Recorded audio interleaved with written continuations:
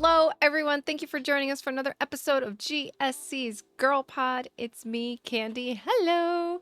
I am joined by the best co-hosts there are in the world. We're here with Britt and V. Britt, how are you doing? I'm out here. We're in the troughs of life right now. But Facts. it's officially August, Mm-hmm. Oh, good. so So it is. we're midsummer over here. Yeah. Midsummer. We still have a month before kids in my area start to go back to school. So, um, I'm going on vacation. Gonna Hell enjoy yeah. my vacation, and yeah, that's about it. What Hell about you, yeah. V? How you? I'm good. It is, yeah, it is in fact August, which is kind of terrifying. I feel like this year has Mm. went far too quickly, to be Mhm. perfectly honest. But yeah, the Yeah. weather's still nice. We had a good bit of rain last week, which was lovely and required, and it's cooled the Mm. entire place down. So instead of my flat sitting at a horrible 28 degrees, it's now at a lovely 24 degrees. So it just feels nice and comfortable. So yeah, it's been nice. It's been nice here. Finally got to play some D&D for the first time in ages last Nice. night, So, which was good. Although we never got to combat, which I was upset about because I'm a barbarian and I'm like, I can't. mm, My character's stupid. I can't. Everyone's trying to figure out what's going on, and like there was these visions of our future selves, and my character's just like, I just punch it right in the face, and just ended up knocking someone else out because they were standing behind it, which was quite a fun moment. But everyone else is like investigating and trying to figure stuff out, and I'm like, I just want to hit something. Like, mm, my intelligence is minus. I can't be rolling mm, investigation checks. Fucking stop chatting. Let's get on with it. Like, It's so valid. ugh. No, that's so fair. No, yeah. Barbarian on my list of things to play. Mm. yeah, Just play a definitely. fucking rogue. I love rogues. I know, me too. I love them. I'm playing a fighter right now. It is fun. Mm. It is fun, but like I have a soft spot for warlocks and rogues. Mm. Those are I don't like casters. I'm not a caster fan. I've I'm got more a of soft like spot. I'm currently playing a paladin in my Curse of Strahd campaign though, and this is the first time I've ever played a paladin. So, but we haven't TPK'd yet, Okay. and usually that happens in Curse of Strahd. So I think we're Yeah. pretty good. Okay. I actually haven't played Curse of Strahd. It's difficult. Yeah, It that is one we haven't difficult. done. We played a homebrew.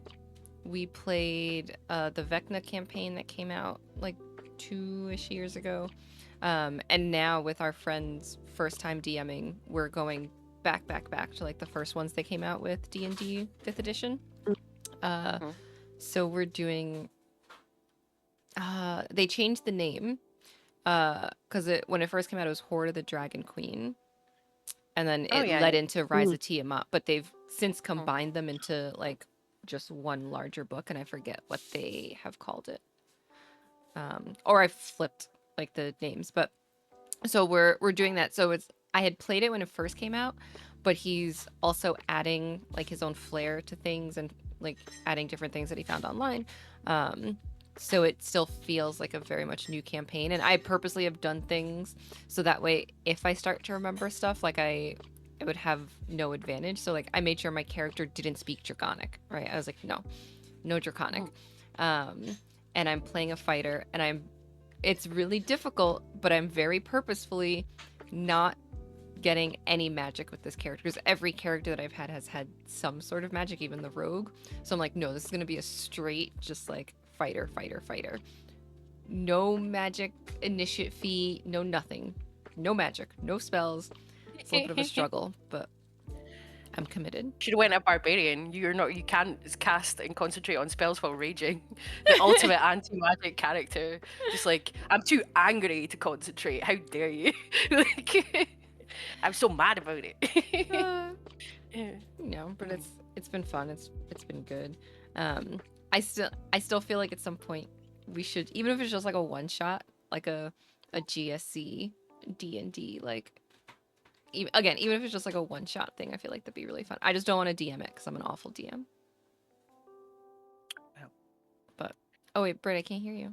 Did you mute yourself? You're muted. Yes. I saw it in the email. I don't know how that happened. What I was gonna say is, my partner is always the DM, and I'm sure he would DM for us. That way we can have someone that's outside of this. So it's all GSC players. Mm-hmm. Yeah, that would That'd be be fun. really fun. He's currently leading us through Kids on Brooms, which is like a magical academy type of like gameplay. It is based off of the Turf's IP, but there is no Like actual there connection. yes, there is no actual connection. So we just make turf jokes the entire time. That's fair. And they So, just but it's announced more collaborations. Yeah. So Wizards is doing D&D World of Warcraft Oh yeah, I saw and that on Beyond last D&D night. Star Wars.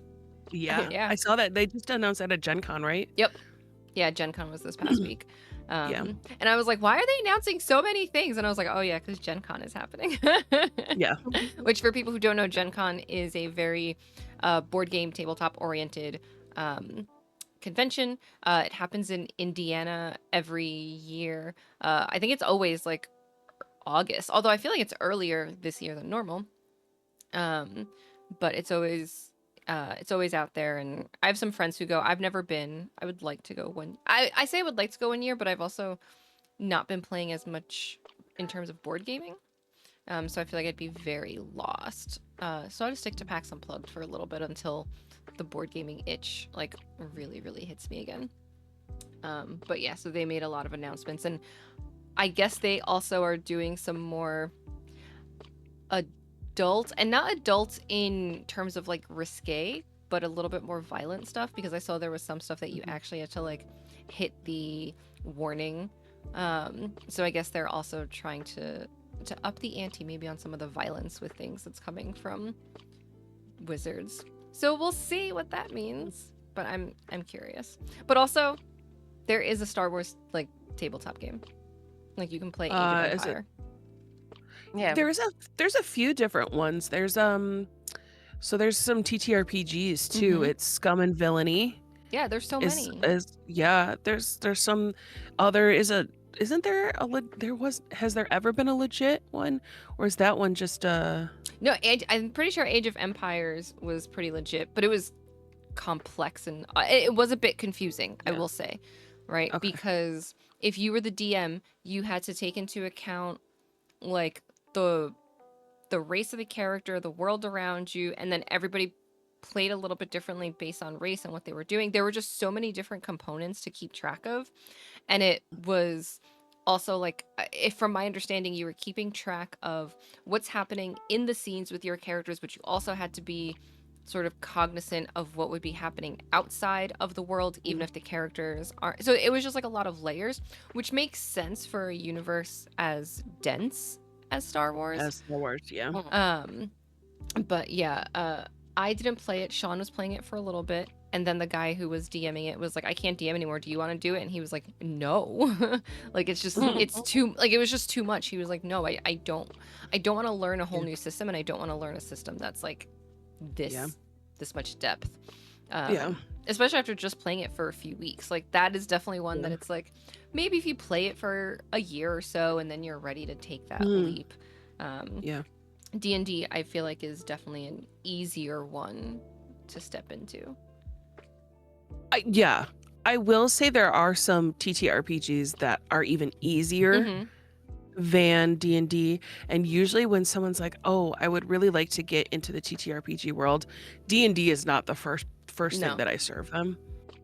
It's usually a Powered by the Apocalypse, Mhm. which is the 2d6 that Yeah. I usually introduce to them, because then they're like, "Oh, these are just regular dice," and I'm like, "Yes, but this is a basic kind of rule set." Mhm. So, also Fate Core. I feel like Fate Core is another one to introduce them, where you're doing, it's technically the D6, but you can also use plus and minus as dice Yeah. too. Mhm. Which I've been doing a campaign for 4 years now with the God. Fate on and off. So, I really like Fate. So if you're looking for a kind of like a heavy role playing, Fate's the one. Mhm. But if you're looking for a mix of the both, that's on the easy end, I would say Powered by the Apocalypse. And then D&D does get a little bit more complicated, especially because of, you know, the classes Yeah. and, You have to you pick a know, simple class, like or you should yeah, pick a simpler class, like your first time yeah, around, yeah. or else Because the learning curve spell is. slots and, you know, resting and things like that can get complicated Mhm. really quickly. And that's why I feel like I said, Powered by the Apocalypse is what I introduced people to, because D&D can get overwhelming really quick. Mhm. Yeah. Yeah, they've done some good starter modules and stuff to help. But we had a campaign where someone was like, "I want to play a sorcerer." We're like, "Have you played D&D before?" And they were like, "No." We're like, Like, no, you can't. I'm sorry, you you're sure not you want to allowed play a sorcerer? Like, you don't want to play a barbarian? You don't want to play really? Oh. Yeah. Really? There was a learning curve, but they ended up picking it up and it was fine. But it was just one of those things where it was like, really? One of You the more complicated classes there, friend. Yeah, way to jump Right. all the way to Mhm. I think in terms of casters, sorcerers might be like the most difficult for a new person because you can't even change your spells. Like all other casters, you Mhm. can at least mix your spells up a bit after you've picked them. Mm-hmm. But unless you play with the optional rule set of like every time you level up, you can switch out one previous spell Yep. that you've picked before, then that's it. You pick That's it. something, it doesn't do what you thought it was going to do, it doesn't fit in with your playstyle at all, then you're just like, well, Fucked. you've got that. Yep. You're stuck with that. You didn't pick Yeah. slow. One, what's wrong with you? Two, you're stuck with whatever random thing you took instead of it. Like, Mhm. Yeah, or Mm. you think it's gonna be like a really like role play campaign, so you pick things that are like not so yeah. like not really attack spells, and then it's like, oh, I can't do anything in combat because Nope. like Yeah. I am just sitting target. yeah. Yeah. And unless you're a draconic sorcerer, like with like the extra HP for your constitution and things like that, you're the squished. the concentration is going down on your haste. So Mhm. yeah, absolutely take haste as a sorcerer. Help your friends. Like give your paladin a buff, but please be But- aware of the fact that if you get hit and your constitution is not high enough, you go down. Like, Mhm. Mm. Yeah, Yep. but You're I love squishing playing a target. sorcerer. You're Sorcerer is squished in your target. Mhm. sorcerer is my favorite class to play in D&D, though. I love it. Yeah. Although my previous sorcerer was a draconic Mhm. ancestry sorcerer and had the second highest HP in her party behind the paladin. She had like 120 odd HP at, at like level 10. She's like, go on then. Go on. I'll fight you. I'll fucking fight you. We did a homebrew Stardew campaign that my partner put together. Like, he did the map, he did like all this behind the scenes stuff. It was basically Stardew before any of the events in the game happened. So you got to see younger characters in the game, like younger Lewis and Evelyn and all that stuff. And it was really cool. And I played a sorcerer with purple hair, and my dad was the wizard. And it built like non-canon, backstory stuff, but it was fun. So your sister would have been in the game because isn't there a character in the Yeah, game that I had had purple hair too. Yeah. I had purple hair Isn't too. that But the theory that that's secretly Yeah. the wizard's daughter? yeah, and my dad and my mom was the witch, because that their ex is in the game. If you haven't played it yet, I'm sorry, I'm ruining things for you. But It's really like a they're 10-year-old game. What Yeah. are you yes, Yeah. their ex is in the game, but that was my mom. But do you know how in the game, when you can, like, if you don't want children anymore, you can turn them into doves? Sorry, what? That's what yes. So if you don't want children, if you have children in the game, you don't want them anymore, you can go to the wizards thing and you can just get rid of them, and they turn into doves and they fly away. And that's what happened to me at the end of the campaign. Is You get turned I into a became a- dove. and I went away because it's not canon in the Stardew world, so that's what happened. Why can't they just like, you know, get put up for adoption or something. Like, why is I it? don't know. He's like surprising. Like the more I hear about Stardew, the more I'm like, this game is surprisingly dark. Just wake up one No, morning, be like, do you know what? This who gives a shit about this child anymore? It's so annoying. Like, just turn it into a bird.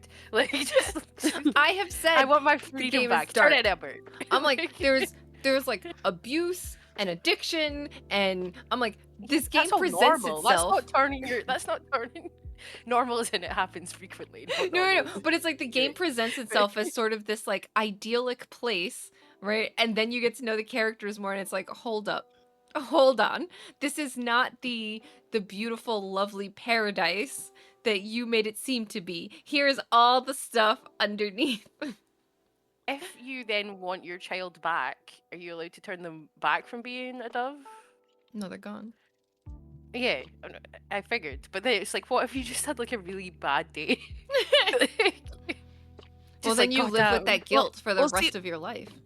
The kids really aren't like like not in like freaking Sims where you're taking care of this like pixelated child. You see them in the morning and you give them a kiss and you walk away. That's it. That's all you do in the game. But people were just like, no, I don't want this crawling baby all over my house. So you're also like an absentee parent. You're the breadwinner. See, okay, so again, I go back to this game is fucking stuck in like the 60s where it's like one person's the breadwinner and then the other one is the stay at home. And that's why I'm roommates with Krobus. I mean, I can't say anything. I don't spend a lot of time with my Skyrim family, but my wife in Skyrim runs her own shop. She's self-sufficient, and when I come home, I always bring my son a fun dagger that I found. And I always bring my daughter sweets. They love it when I come home in my full nightingale armor, just presumably soaked in blood and guts. I'm just like, hello, hello, mother's home. I've got treats. I've got treats from the dead. Like, but I've never turned them into doves or like claimed I don't want them anymore. Like my poor little Skyrim children. And we just adopted them from the street. Right. Like, that's what I'm saying. Those Stardew kids, somebody else would adopt them. Maybe Krobus wants a kid at home. Who knows? Who knows? I've lived with Krobus. He doesn't like children. Is that also because Krobus has never been around enough kids to see that they're not all awful? I mean, he's perfectly well within his rights to not want children. And, you know, at the very least, he's like, I don't want children. I'm not going to have a child and then turn it into a bird. Just a glorified pigeon. Like, it's just a white pigeon. I know they are technically different species, but they are all part of the same overarching species that is pigeon. Like, a glorified pigeon. I mean, they are. I don't care. I don't care if, because, like, what on the Ark, they was to show them the way to land, and you know, so it's a bird of peace and hope. It's just a white fucking pigeon. It talks like a pigeon. It walks like a pigeon. Shits like a pigeon. It's just a white pigeon. Like, you just turned your child into a flying rat. Just be like, bye. What's up? All right, I had enough of you. Goodbye. Sick of you. I will say, as I age, I become more and more interested in birds. And I won't lie, my oldest friend and I will send each other pictures and memes of birds, and that is what our relationship has become. And I now need to tell him that a dove is just a white pigeon. Coming. This is my friend V said that doves are pigeons. That is facts. And then because of his tism, he will go into a full-on rant about why pigeons and doves are not the same species. They're not the same. I'm looking it up. Well, he'd be wrong because if you look at the actual name for pigeons are rock doves. Pigeons and doves are the same bird. Yeah. They belong to the exact same biological family called the Columbidae. I can't speak Latin. The rock dove was domesticated long time ago. Yep, the RSPB, so Royal Society for Protection of Birds. Mm-hmm. Do you know the difference between a pigeon and a dove? Are they just going to tell me that a dove? What is the difference between a pigeon and a dove? In One is short, all nothing. white, one has color. Size. Size. Oh my god, you could get a feral pigeon. Are all pigeons not feral? What do you mean? Like, I guess not. I don't know. despite their wide variation in color, feral pigeons are actually the same species as the plain or wild rock dove. Mm-hmm. Wood pigeon. Tell me more. Yeah, they're all called doves. Yeah. So I assume you turn your child into a turtle dove, right? Yeah. Probably. Basically the ones that you like release in memory and at Yeah. weddings. Not the ones that are just walking around New York City eating whatever food people drop. Okay, let's talk about like mourning doves. You know, the ones that I don't know if they have them there in UK, but like here, like mourning doves will sit on like power lines and coo, Mm-hmm. like in Yeah. the evening, in the morning. But I always felt like they were pigeon-esque. Yeah. They're just pigeons. They're pigeons. They gotta be Like the right. cooing. They're all just like cousins. On mom's side or dad's side? That's my question. It matters. Well, What color are the ones that you guys would call morning pigeons or morning doves? Sorry. They're like a gray. That's a pigeon, bro. I'm sorry. That's you just call that a pigeon. The ones that sit they're on like power a lines and light beige gray. yeah, that's yeah, I well, normally just call them pigeons actually, because those are the ones I see also in the city, or like They look the like city and that. a little bit here. Look like that. Does that not look pigeon-esque? That's a pit. Right. That is a pigeon. I'm Yeah, on like, the it's just RSPCA straight up a pigeon. website. Show me. That's a collared dove. Oh. That's just a prettier. That's a bougie pigeon. That's all it is. But yeah, everything on this I page mean- is just a pigeon. I'm pretty sure.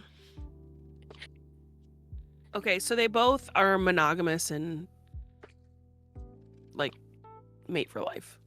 Yeah, I think all pigeons do. See, I I learned so much see. about pigeons today. I know, right?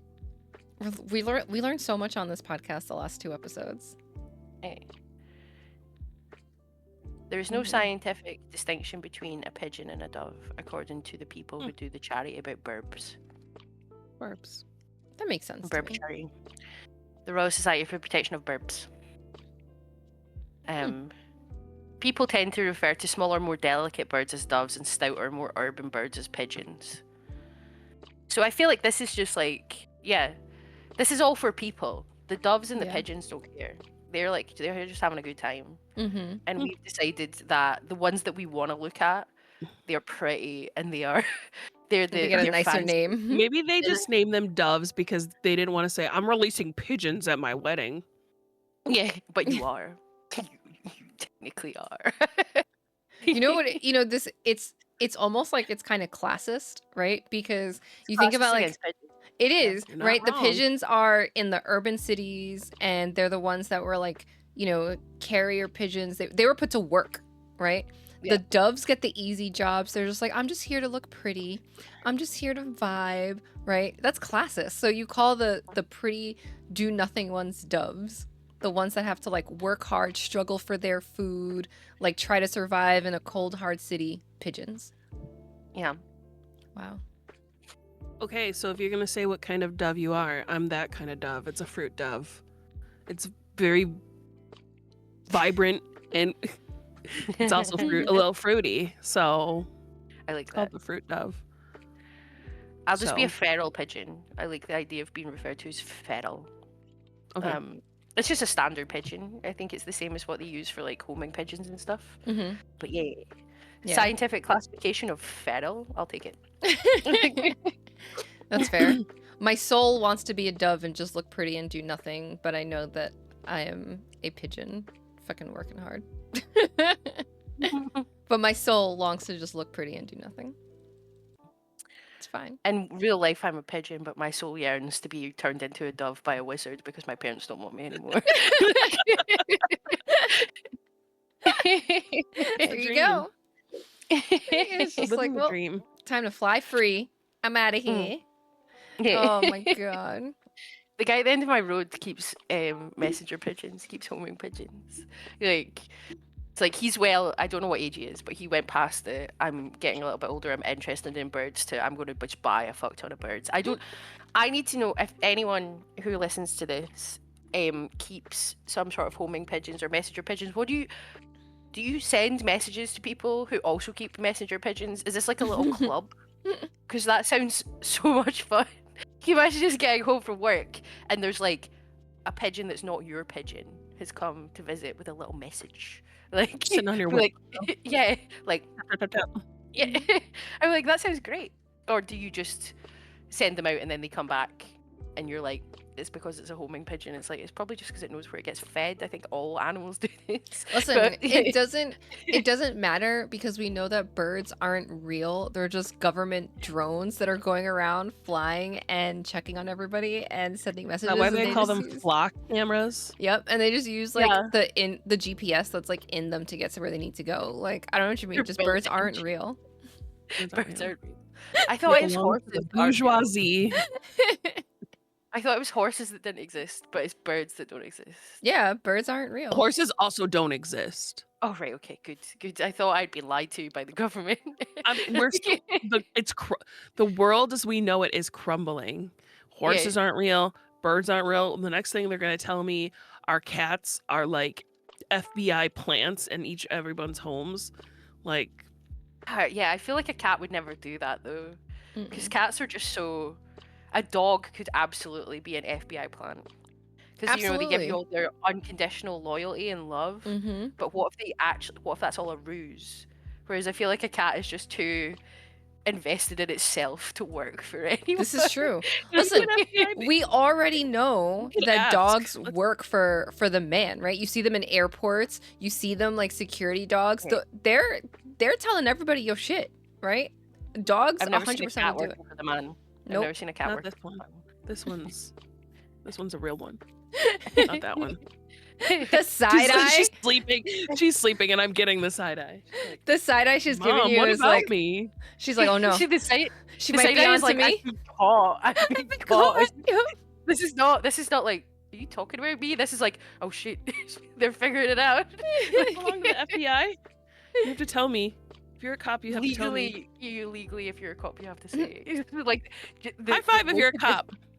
The look and then the look away. Well, I didn't get one, so the yeah, she's straight up giving me the side eye.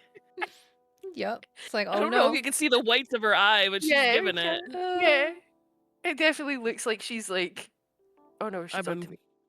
I've been rumbled. I've been caught. How do I get out of here No, now? mama. How do I No, get over mama. here to tell the FBI that I've been rumbled? Oh my god.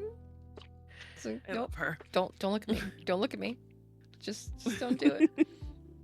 She's Really like, am I in happy. trouble? I need to get in touch with my handler. Oh my god. Ugh. No, it's birds aren't real, horses aren't real.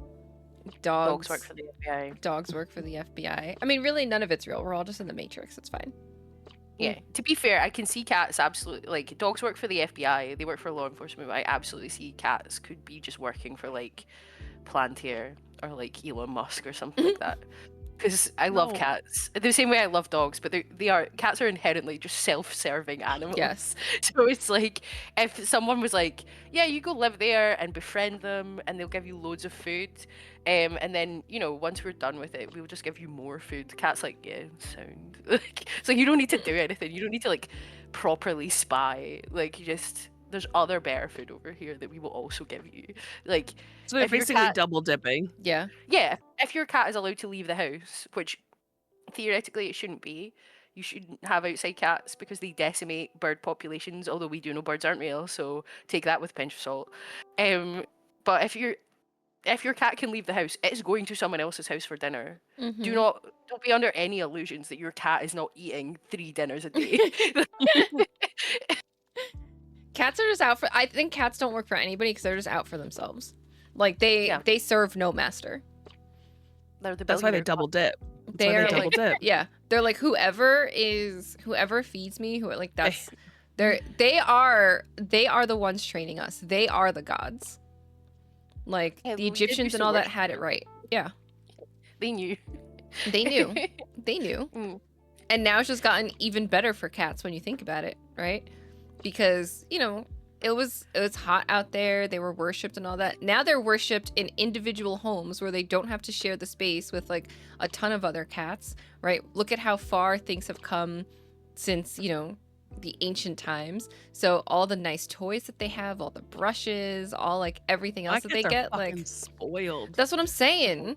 Like they still Yeah. see themselves as gods. Let's be real. Yeah, They If serve I'm going no out, one. They get second dinner.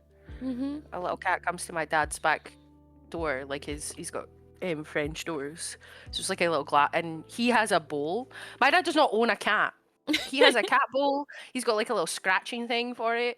He gets my sister to bring cat food up because she has 2 cats, and this Mhm. cat will just come up to the door, and like my dad's sitting on the couch, and the cat will be like, "Hey," and he will open the door and let this cat in to come and sit on his lap and eat food and things like that, and then later it will leave. And I'm Mhm. like, "That's not your cat." And he's like, "Yeah, but it might be a stray." And I'm like, "Look at that cat. Look at that cat. that is not a stray. Mhm. That cat goes down. You're the last house in the street, so it comes to you at like 9 o'clock. That cat goes down the gardens and has like 8 dinners, a little fucking tasting menu from your street. That cat is and then eating goes everything. home.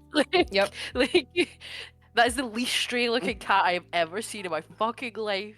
Like The fact that it's so comfortable coming into a house, that is not a feral That- cat yep. by any means. yeah, it's just 100%. fine. Come in for pets. Feral cats are petrified of people. Mhm. Yeah. No.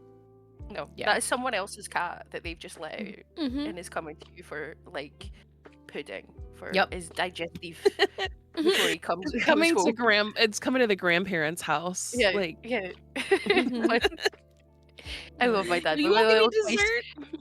my little twice divorced dad, like sitting in his house waiting for his little cat friend to come over, like so he could give it some treats and give it a little pet. And I'm like, that's adorable, but you're being used by this cat. You've traded in your ex-wife For a cat.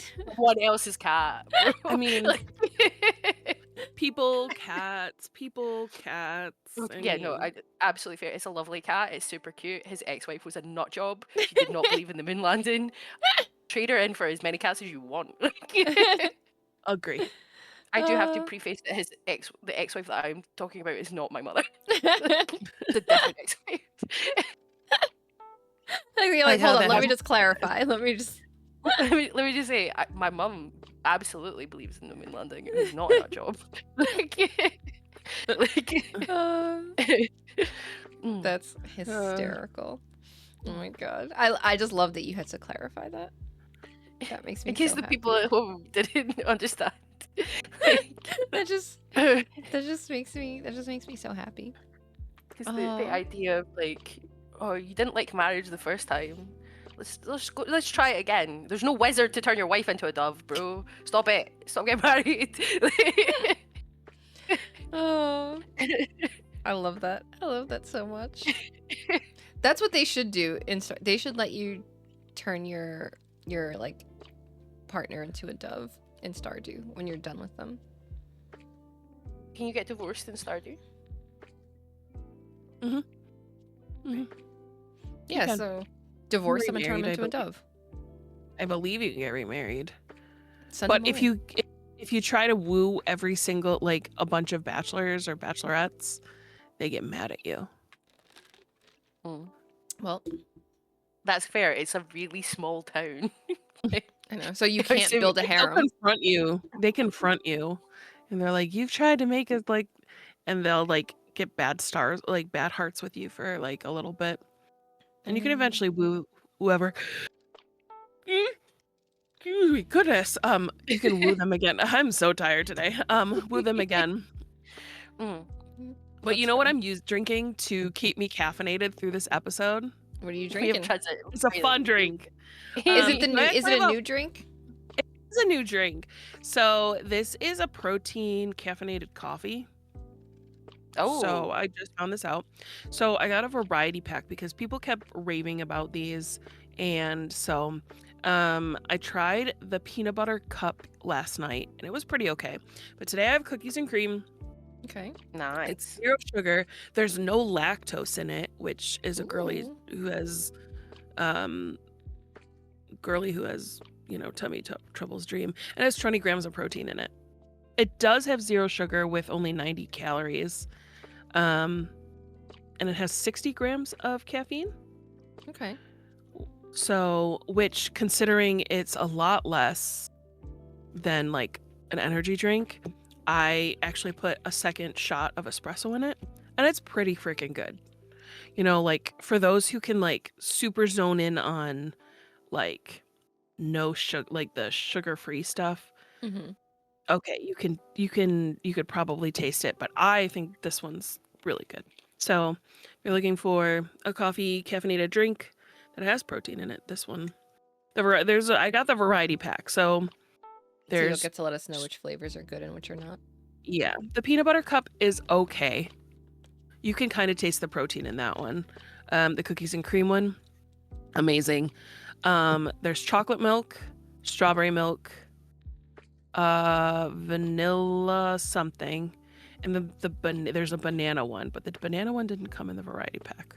Lame. But the banana's on my radar, so I would say an 8 out of 10 at least, like Okay. most of my reviews. We love an 8 out of 10. Never mind the IGN classic 7 out of 10.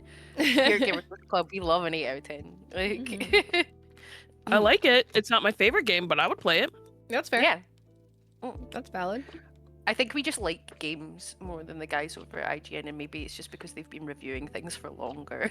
Like, Maybe. 7 out of 10 gives me like a you don't feel like you kind of liked it. Like you're just like, okay, it's a game. We played it. It works.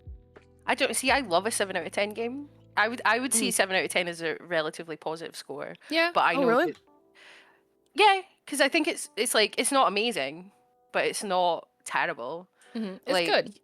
I had a But I fun feel like time with it. I feel like if that's your middle ground though, it's just like Yeah. I feel Yeah. like I think IGN rates things very differently than GSC. Mm-hmm. So it's like their 7 out of 10 weighs different than our 7 out of 10. Oh yeah, If that makes sense.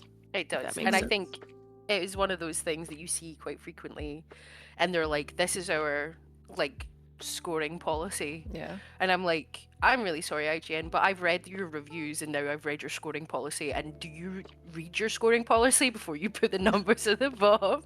Because Mm-hmm. that is you do not write reviews for 7 out of 10s for not obviously not every person that works at IGN, but their 7 out of 10 reviews do not write as good. They read as this is dog shit and you should be ashamed Yeah. of yourself. No, a lot of Like, them do. Yeah, that's Yeah. how I feel about their 7 out of Yeah. 10s. And Yeah. then obviously they get a lot of backlash on Twitter and stuff, and they're like, "This is our review score policy." It's like, post the image of your review score policy all you want. I've got eyes. I Mhm. can actually read. The thing with me being illiterate, that's a joke. I can read. Like, I can read your policy versus the words that the person has written Yeah. about the score, about the Mhm. game. They don't match up. Like, No. Their they 7 really out of 10 don't. is my 8 out of 10. Like I enjoyed this game. I didn't, like it wasn't my favorite game, but it was a good game. Yeah.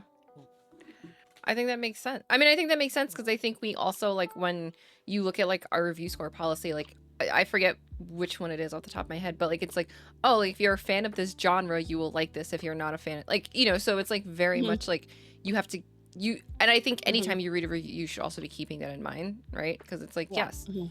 if you are not a fan of this genre, it could be the most 10 out of 10 game. It's not going to be a 10 out of 10 for you because it's just not like a genre that you're ever going to play, right? So it's also Yeah. like you have to keep that in mind, and you have to keep in mind any bugs that come up and things like that. So it's like, yeah, there's a lot more than just like, did I like game? Mhm. Checkbox, yes, no. Because then our Yeah. review would just be like, did I like game? Yes. Like, yeah. Our 7 is good. It's an enjoyable experience that you might not regret playing, but it probably won't stick with you beyond your playtime. So there's a lot of good qualities to it, but it's lacking something that makes it great. I think 6 is more of a game that's got quite a lot of flaws to it, but you can still have fun and has some good qualities that certain players will enjoy. So I think that's you're going into genre specific. Like you might actually really enjoy this if you're a massive fan of the genre, but a lot of people will only see the flaws to it because they're not big into it. But yeah, our 6 is still a decent. I feel, but I feel like if I read a 6 out of 10 review, and I don't want to just pick on IGN, but you know, if I read a 6 out of 10 review from a lot of other outlets, I wouldn't think they were saying that it was above average. Yeah. Which makes a 10-point scale almost impossible to take seriously if you only score 7, 8, 9, and 10. like yeah. No, we've definitely had also, some low ones because I know we have at least 1, 2. We have a 1. Okay, we do have a 1. I think we have 2 1s actually. So that's it. You get a 1 from us if your game is inherently broken. So if it is unplayable because it is broken, its mechanics are broken, or there's like so many bugs in it, it automatically gets a 1. So even though it might have some redeeming qualities that we can see the vision and look at it and people will state that in the review. If at a certain point, if it bricks your PC or if you can't get past it, if it is broken beyond repair, then we can't score it any higher. Because we have to finish games for review over here at GSC. And if we can't finish it because it won't stop crashing to desktop, then we can't give it a fair review. It might have the best ending in the world that bumps it up from like a 7 to an 8. It might have such a bad final act that it takes it down from like an 8 to a 6. But if we can't get to that point because it won't work, then we have to by default give it like a 1 because it won't play. Your game doesn't function, so how am I supposed to score it? I am in this dilemma right now. And to be fair, the game, when I got the review code, it was like there's going to be another big like push. It was supposed to be yesterday. I haven't looked at it since yesterday really. So I'm like, okay, if this doesn't fix like this thing, I'm like, this game that easily could have been a 9 is gonna have to be a 1 because I just can't get past things. And I'm like, this game is like, I can't say what it is yet, obviously because we're still under embargo, but everything was amazing until it just stopped. And I was like, this is awful because this has been one of the best games I've played this year until this. And I'm like, this next Stuff big like that. patch that you're talking about, that it's supposed to be your last patch before release, better fix it. Yeah.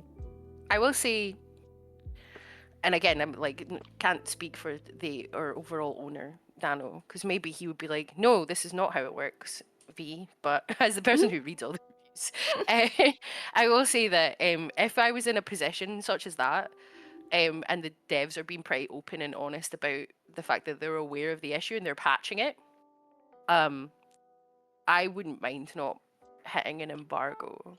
Oh, I'm probably not going to see if they can patch it. We will frequently not hit embargo anyway, just because we have to finish games, and you know, no one's got unlimited time to play, and sometimes you get very short amounts of time to have the code before the embargo. So we will prioritize completing a game over hitting embargo every day because we want our reviews to reflect the entire gameplay experience, which it should.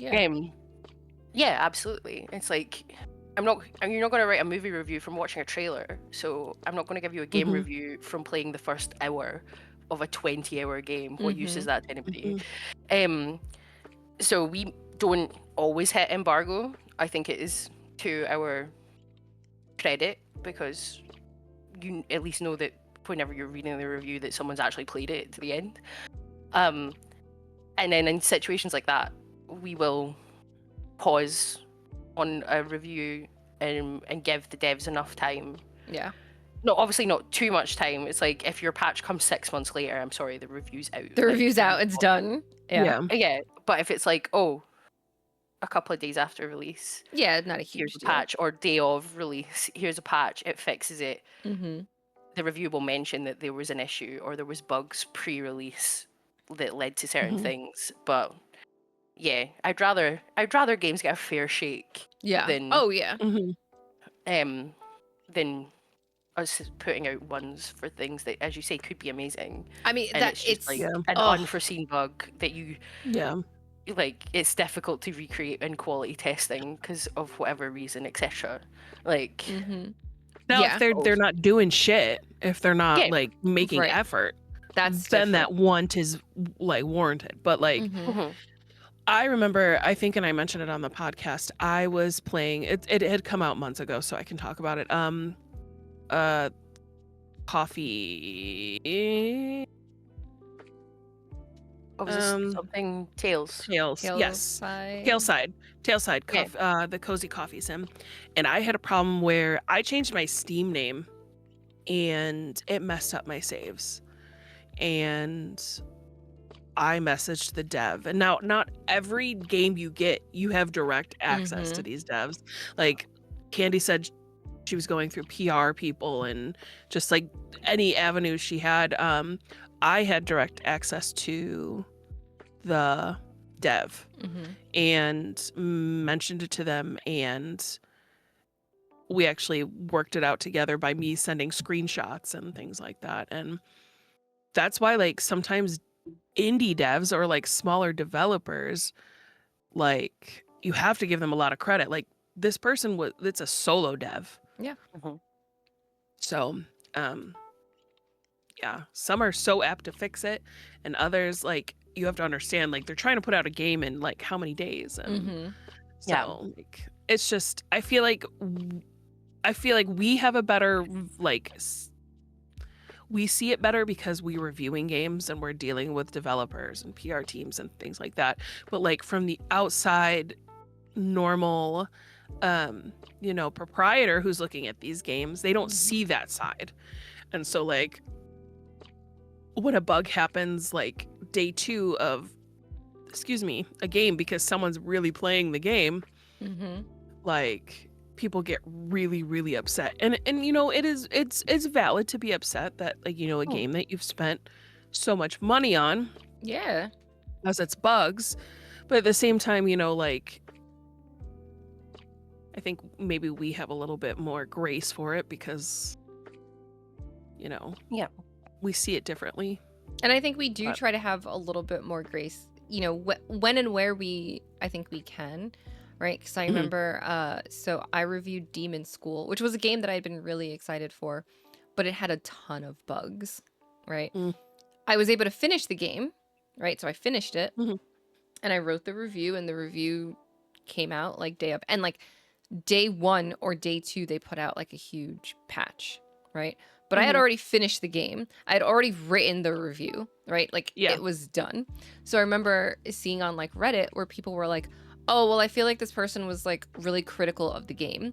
Well, yes, I have to be critical of the thing that I have, right? Like, I have this thing, and we had that code for months because it had actually gotten delayed even after we got the code, right? So I'm like, I don't have time to play the game twice through because they put out like another patch after it came out. And I just remember being like, I have to rate it based on what we have. Like, and what we had was, I remember it was a very specific maneuver that I could not do in a fight with a lot of fire, or the game would just crash. Like, just hard crash. And I was like, this is a fight. This is a mechanic. Like, this is something that I should be able to do, that I've been able to do in plenty of other fights that now I cannot do, right? And like, that was just one of many, but that was the one that stuck out to me the most. Because some other things, like, you would do the same thing again a second time and it would work fine. But for some reason, that same mechanic crashed every single time. And I think, like a crazy person, I tried it like 10 times. And finally I was like, okay, I'm not going to do it this way. Then I'm not going to get the stupid 3 stars on this fight because I can't take out all these enemies in one shot with this move or whatever. Right. But, it's like, yeah, we will try to be, I think we do try to, like find that line, but at the same time, Mhm. it's like if this is what we have, we're also saying based on Yeah. what we have, like Mhm. this is what it Mhm. is, Yeah. right? Like Yeah. if you give us a game and it's still, and I think the other thing too is like also say that like you have things like the game that currently has this bug, like when I got the key they said another big patch is coming this date that's going to implement this, this, and this.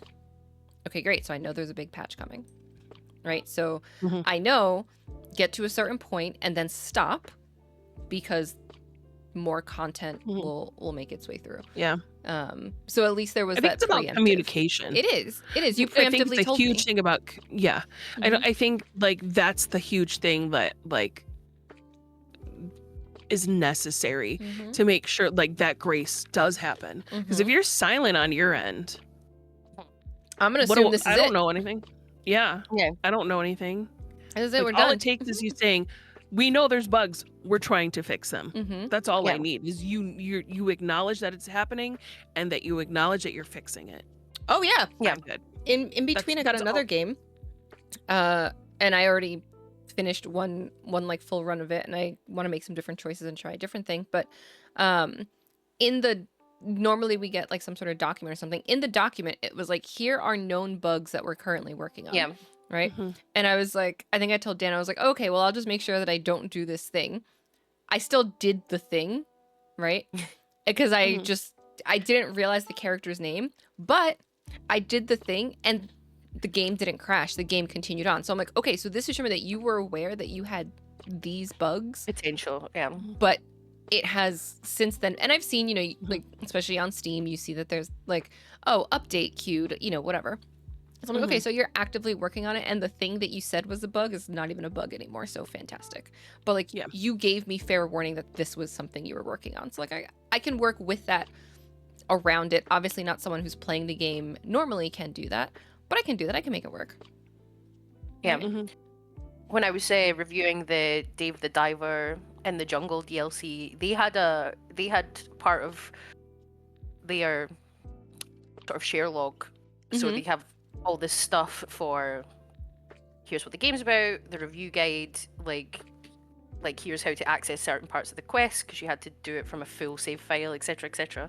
Mhm. But they also had like a specific like log for people who were reviewing the game that had early access. They could write down what bugs that they were experiencing on a Google Doc, and I was like, this is great because then I can go in and see, oh, someone else has had this, so I can just Right. put that I've also had the same bug happen under the same thing.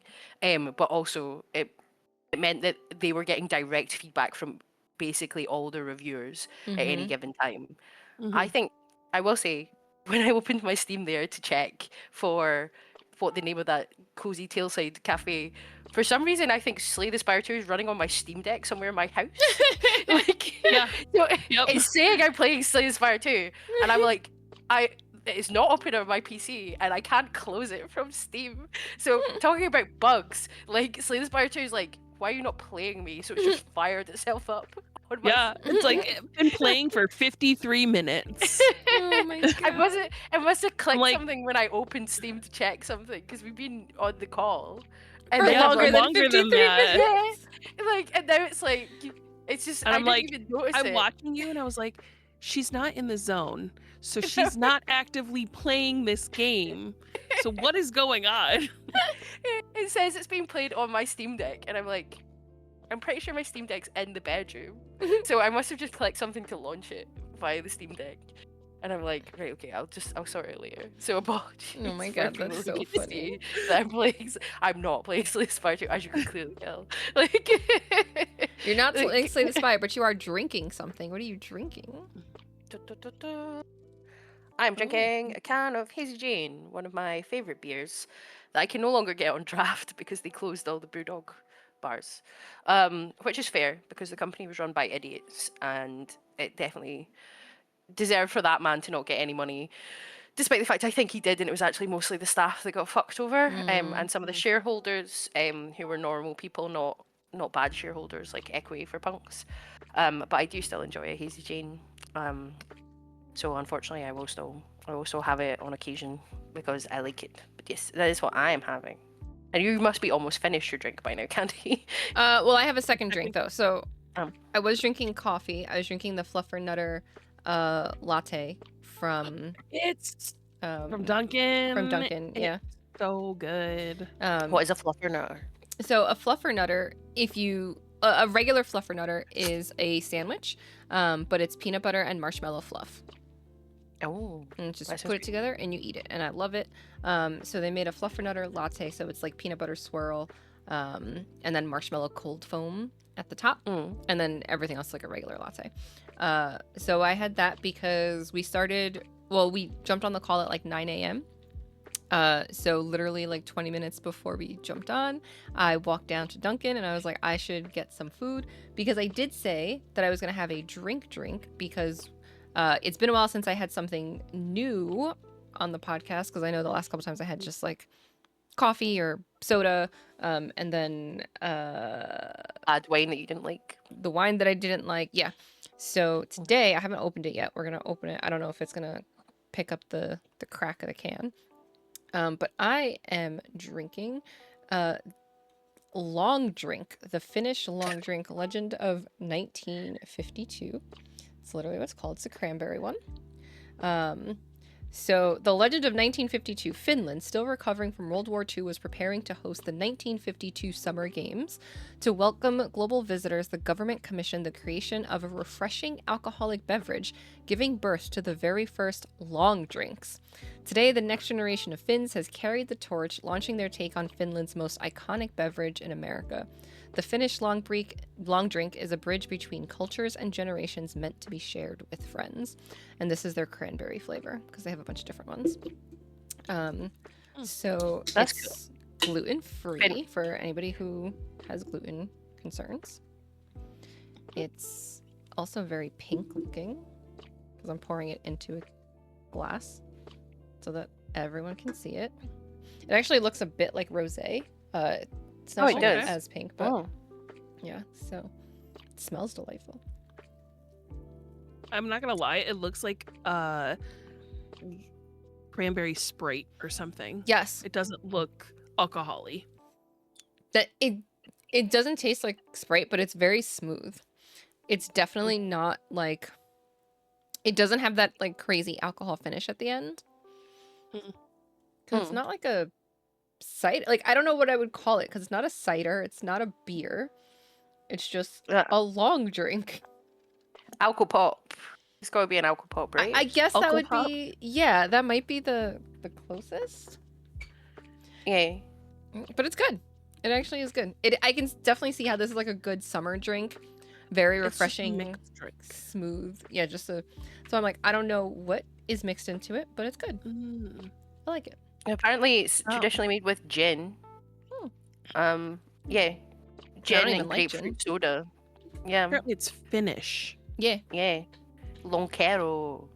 I'm sure that's not how you say that in Finnish. I apologize. I also don't speak Finnish. I am a quintessential British person, and I wouldn't usually call myself British, but quintessential British person in that I don't speak any other languages. I just say things to people in English and hope for the best. Hope they'll get it. I'm on the long drink website. So they have citrus, cranberry, peach, and then a strong citrus. But then they have 3 zero sugar flavors. Yes, Citrus, peach, and pineapple. we almost picked up one of the zero sugar one, and then we almost picked up the citrus one. But because I did want to try it, we got the cranberry one because I was like, I'm very hit or miss with citrus drinks in general. So it was like cranberry flavor things I will like drink. Because I was like, I wanted to try it. There is he's definitely much more of a video editor, but occasionally he puts stuff on YouTube. He does a lot of like video editing for like Sea Dog VA and these people that we watch. But his name's Moodon, and that's the first time we heard of long drink. So then when we saw it at the liquor store, we were like, oh, we'll give it a shot. Sure. So very good though. Again, very good, very refreshing. I feel like it's perfect for the summer. And if you're like outside having a drink and you want something, I don't know that I would necessarily drink it like in the winter. Not because it's bad, just because I'm like, yeah, I do feel like this is refreshing. This is enjoy. This is it's that sort of a vibe.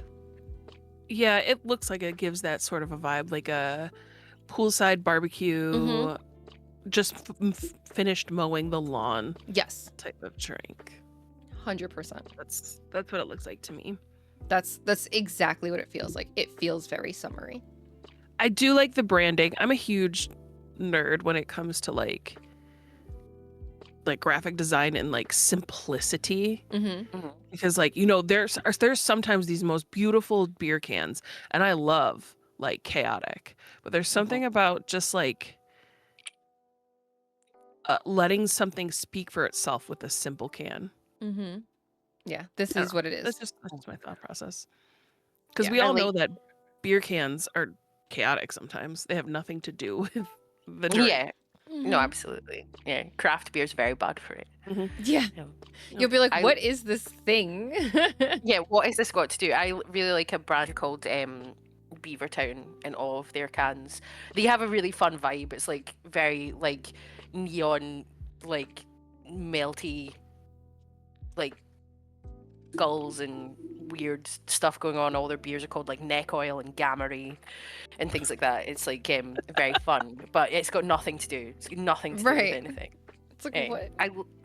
Apparently the Finnish word lonkero literally in English means a tentacle, which is just but it's just a coincidence because it's like a double meaning, because they named it lonkero from the English term long drink, which is like a Tom Collins, so like just a large cocktail. Yeah. But it means that when you're in Finland, you can order an octopus, and they will give you 8 long drinks at the bar. And I'm like, I love that. I love the fact that you could just go up to a bar and be like, I'd like an octopus, and someone will just hand you a tray with 8 large drinks on it. And I'm like, yes, that's what I want. That is, look, see, we're learning so much on this podcast. Who knew that we we've were learned slightly We've learned educational? about birds. We've learned some Finnish. We've learned some history. Right? Look at us. We're gonna have We've to learned change that the birds aren't category. real. Okay, well now we're going into conspiracy theory. So it's like, what are you? You're an educational entertainment conspiracy theory podcast, like every other podcast that's out there. yeah. I think I know media literacy is becoming more and more dead, especially in the boom of everybody trying to use AI for everything. But I really don't want us to get into a position where like I would have to preface what I am saying is satire, or the Reddit sarcasm like slash Backslash.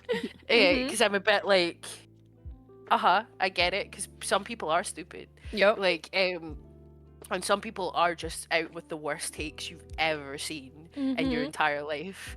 But at the same time, I'm like, 9 times out of 10, I'm taking the piss. Yeah. Like, please don't take it so seriously. Like, I know that birds are real. Like, it's a funny joke. Like, It is. But you just said something that this is not my fantasy guest, but I don't know if you all saw this. I saw this literally this morning when I was like laying in bed and not fully ready to get up. Apparently, Hank Green is pausing his YouTube series because of the over-reliance on AI and the way it's affecting Dopey. And I'm like, no, like, you are the person who's supposed to answer things and do things. Like, what do you mean? Again, this is not my fantasy guess. This is just an aside because you made me think of that article that I saw when you said that. I'm just like, no. Like, is there just no hope? Is there just no hope? I think the worst thing about that entire thing is like, once again, you have people coming in being like, oh, but it's really good for research. And it's like, it's not really, though, because it makes sources up. So I have no doubt that Hank Green would have checked the sources that he was given, because it's Hank Green. I do think it's incredibly disappointing. And actually, then if you're using it under time crunch to beat time crunch, you get very slippery slope into then not checking your sources and just relying on what the AI is given to you. But we hope that he caught his like dopamine need to use AI faster than that became an issue. But the problem with it really for using it for research is it will make up sources. It'll give you a link to a made up source, and if you don't click on that link, you're just like, oh, but it sourced it. So you're then just regurgitating fake information. Yep. It also will not give you sources that support any other point of view. So if you ask it a question in a specific way, it will only give you things that support. So you're then inherently going into your own bias of your own hypothesis of a scientific issue. And like the biggest thing we know from the internet is people don't read anything. Yes. So you have all these articles that are just sheer clickbait. The most recent one I can think of in the gaming sphere was like, was it PC Gamer? No, it wasn't PC Gamer. It wasn't specifically a gaming website. It was like one of the variety websites. Just had a headline completely misquoting Matt Booty from Xbox, saying something that he essentially just did not say, and that was their headline on the tweet. And it was like other journalists being like, this is actually disgusting, like that's not even remotely what he said, you've just made something up.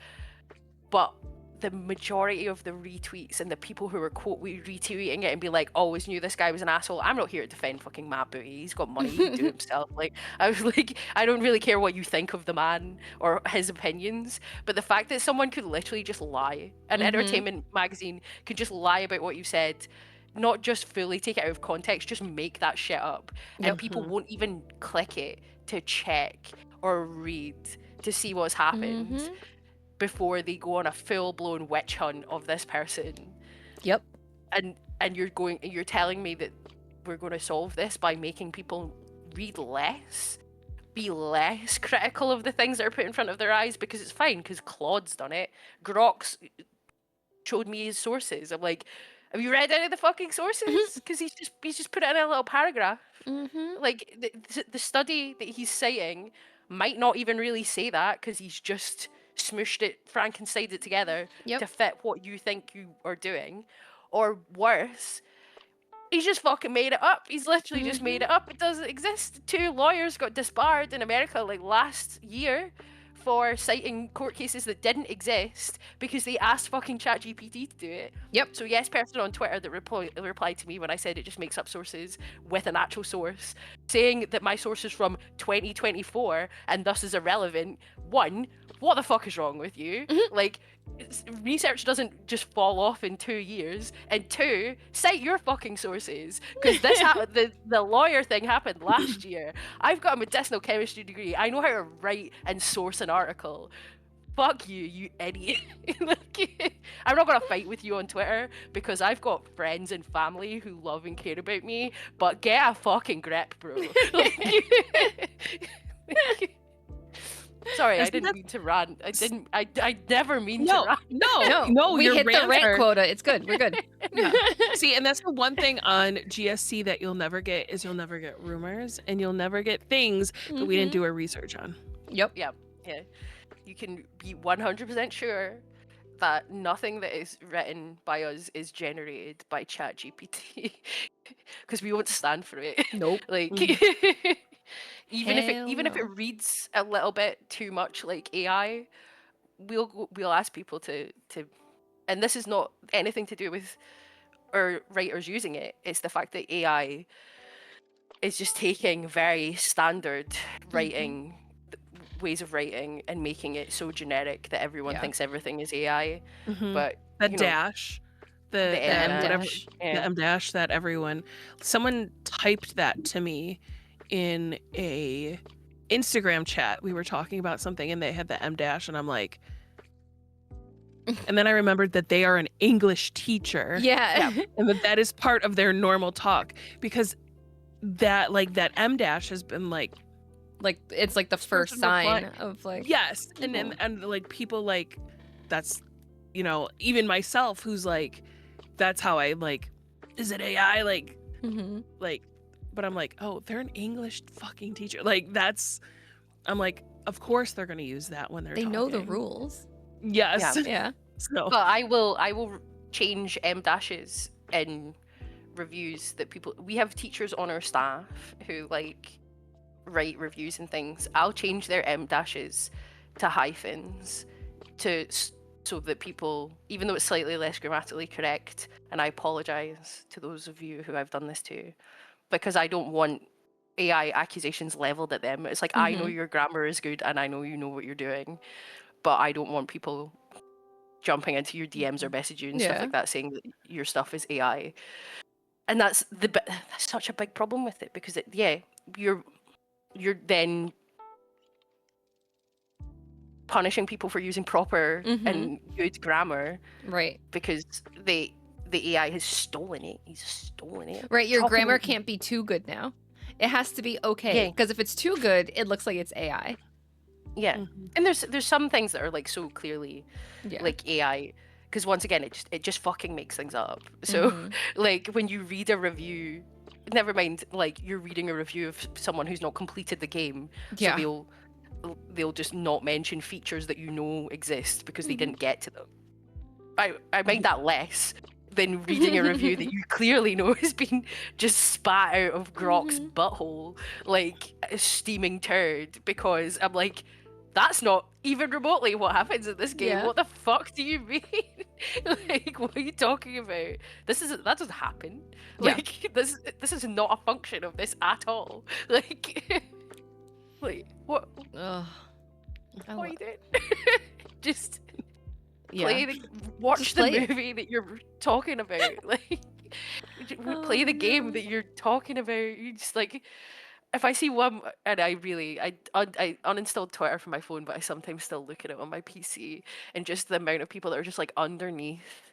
It's like 17 bots, and then you've just got one guy being like, "Grok, verify this," and I'm like, just Mm-hmm. The same give the amount of planet time it back took some you to words. write Grok, can you confirm this? You could have just looked it up on your own. Humanity was a mistake. I think we should just start over. I don't think we deserve it anymore. Like, look what we've done. Look what we've done to ourselves and the planet. Jesus Christ. Like, Ugh. none of us will be seeing the light of heaven. Like, But if that's we not true. got rid of humanity, then we wouldn't get to invite my fantasy guests onto the That's very true. podcast. Yes. Who is We your can do that fantasy first. guest Who's your this fantasy? Okay. So this is a fantasy guest, but it's also potentially homework for V, right? Because this Oh. we might be able to make a reality, right? V's like Okay. about to spit out her drink. Stop giving My me stuff to do. my fantasy guest, because I think we talk a lot about like gaming and gaming journalism and things like that, but I think it would be very cool to have someone not totally on the flip side, because we've talked about a bunch of devs, but the in between. I think it'd be really cool if we got someone who worked in gaming PR to be on the podcast, right? And we have, I think, a pretty good relationship with someone at SoftSource named Nat. And I think it'd be really cool if Nat was on the podcast, right? That would be Nat very fun. Yeah. is a lovely person. Sean and I got to meet her at PAX East, I guess it was 2 years ago now. And she's always a lot of fun. She sometimes is dressed in like cosplay during the convention, so she's obviously very I much love also that. like a fan of gaming in general. You know, and then working for PR.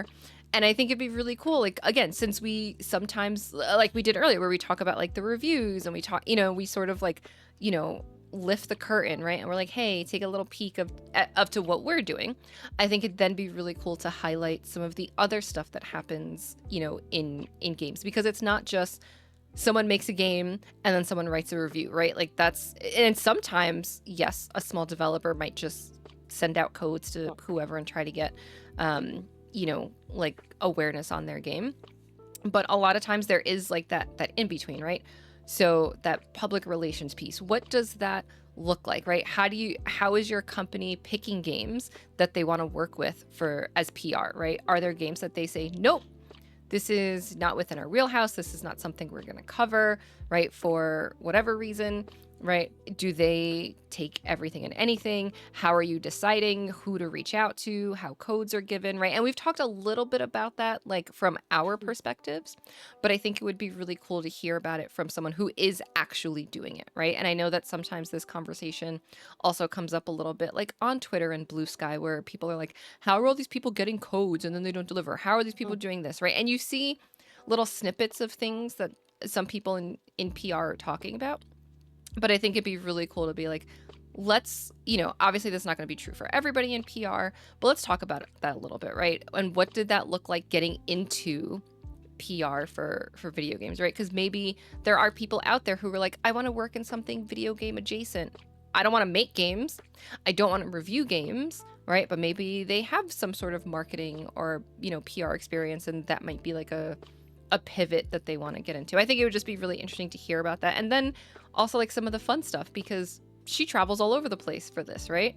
So it's like, what's the traveling like? What's the schedule like? Like, do you get time to enjoy some of these things, right? Or are you just like convention to convention to convention? What's the in between like? Because I see her at conventions, I don't know what's happening like other times. So I think that little bit of behind the scenes could be really cool for an episode. That would be very fun. It's my homework that I have to ask her to come onto the podcast when I'm at Gamescom, because she will be there. Yeah. Okay. That's the homework.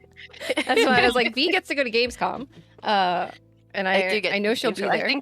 I think her appointment is with Harry, because he spoke to her last year.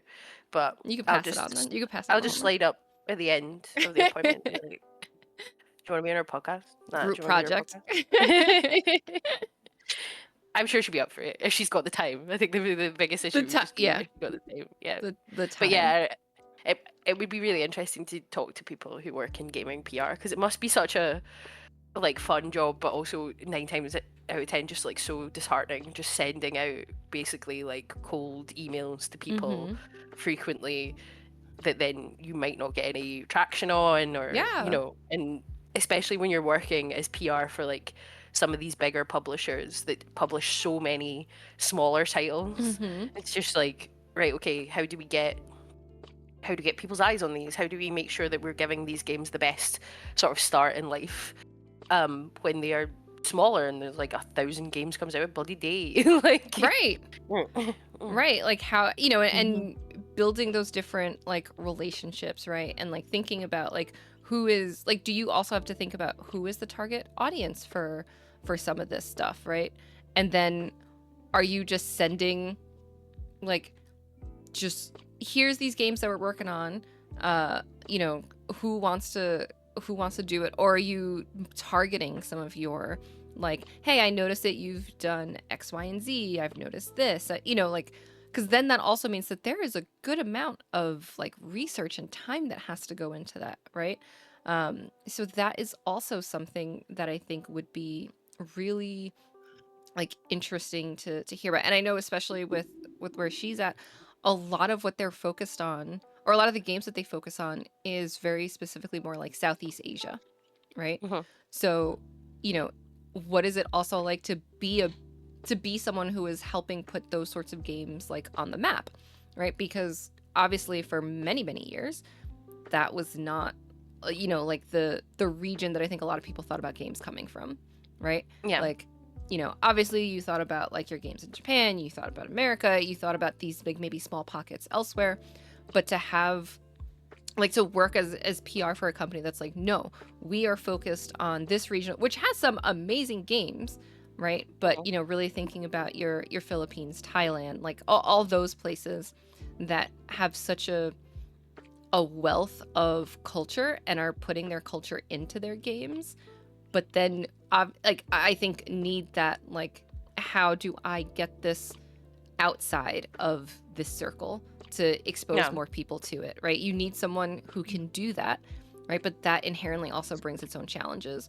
So I just think that would be something very, very cool to talk about, hear some of it, some of her favorite memories, what got her interested in it. Some people, might think, oh, well, it's just a marketing job. But she also, from my conversation with her, really also seems like a fan of it all too. So I feel like that probably keeps it fun. But what is that balance? Right? How do you balance that?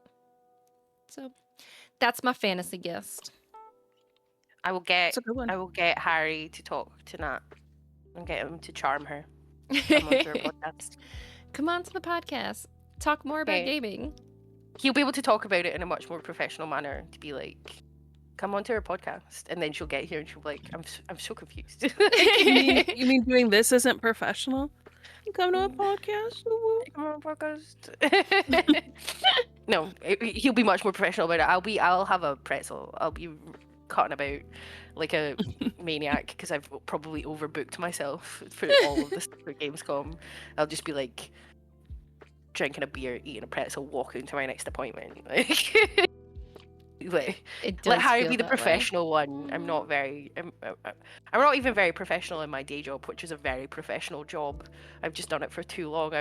I no longer have any ounce of professionalism left in me. So when we have to do for this, I'm like, Hmm. I don't have No. time. I don't have time to be professional. Like, Fair. There's gonna be a lot of good stuff at Gamescom too, so that some of the lineup is looking pretty good. yeah, my diary's already pretty full, so I'll be eating lots of pretzels for energy. And also because we'll be in Germany, and I love a big soft pretzel. Like, needs must.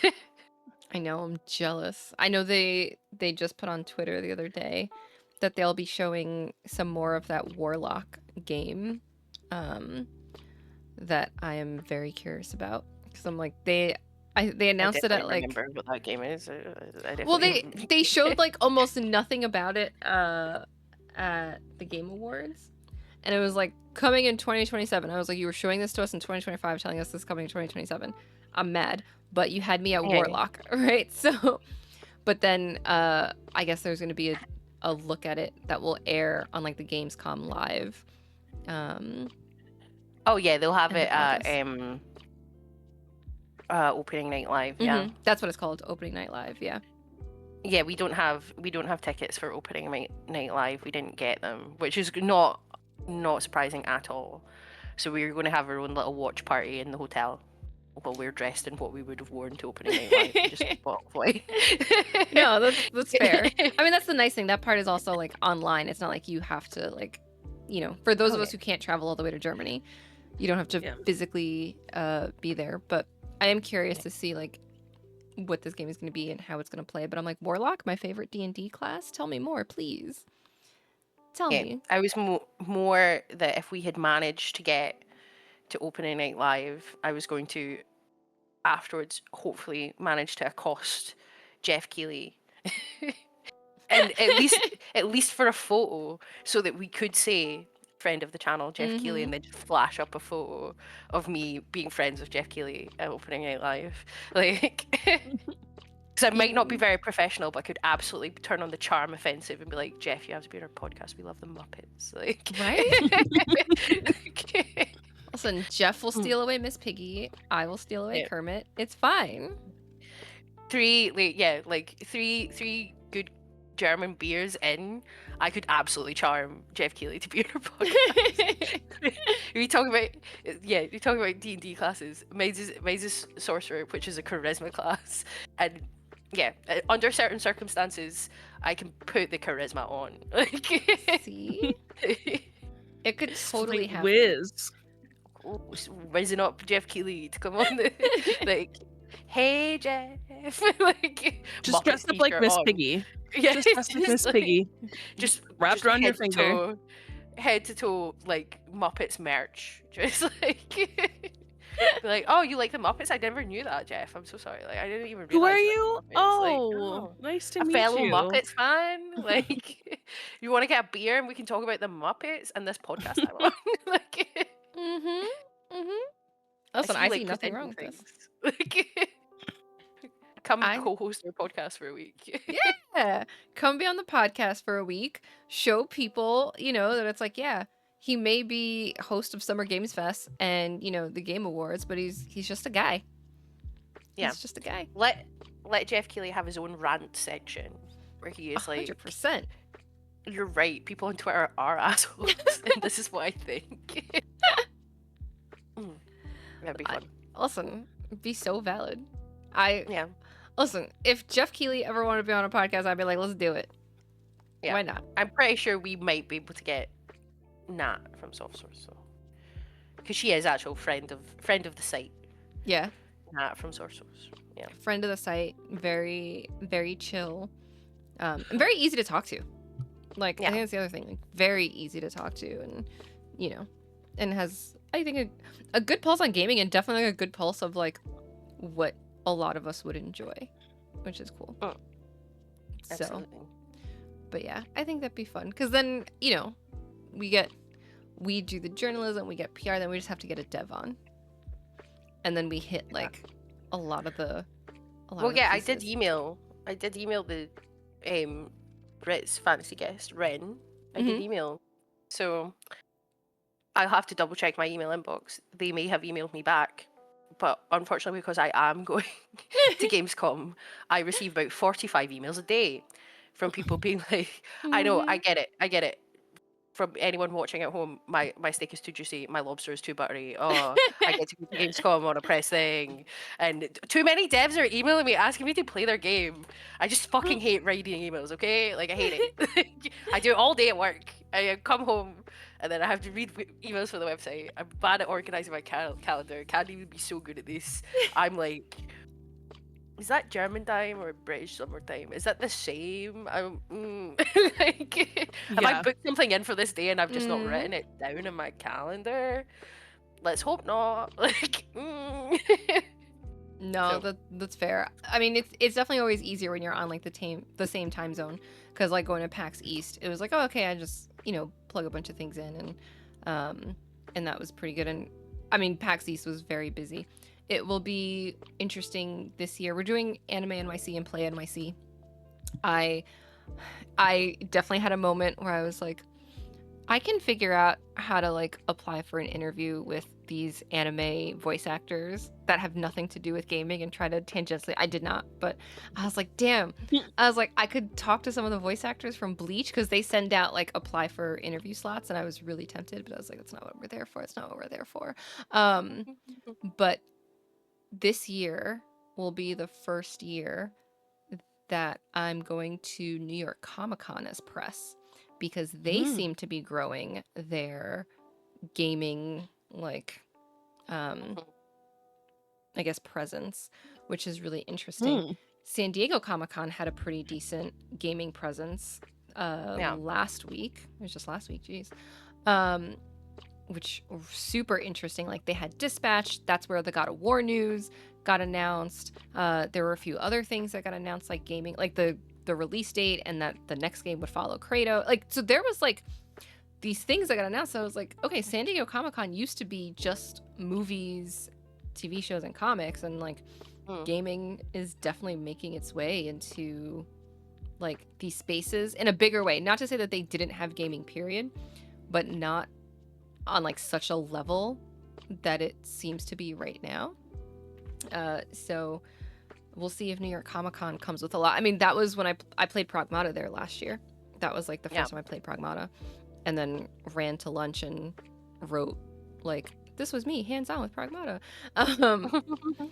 So maybe that's why they were like, oh, you've already done this without a pass. Here, yeah, we'll give you a pass.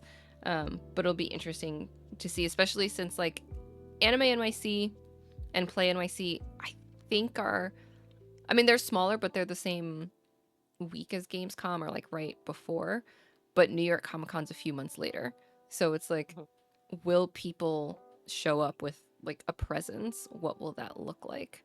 But gaming is definitely growing in these like just pop culture spaces.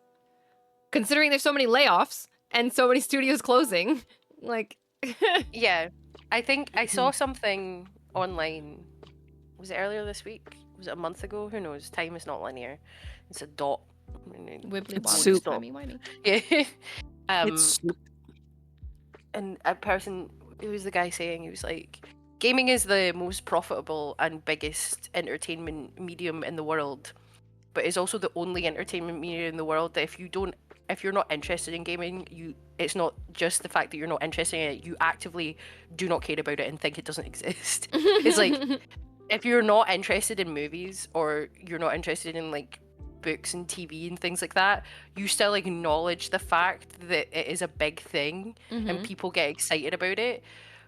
But when stuff happens in gaming, if you're not into gaming, you're just like, who cares? Like, this is just for kids. Like, all the Sony controversy and things like that. If you spoke to someone about that as a outside of gaming, as like a consumer rights movement, they would just be like, why don't you just get a adult's hobby? Like, it's such a strange thing to have like this massive multimedia entity that makes so much money, and literally my sister will still make fun of me for playing video games because it's for babies. Like, I'm like, that's completely wild. You don't get that in any other sort of medium.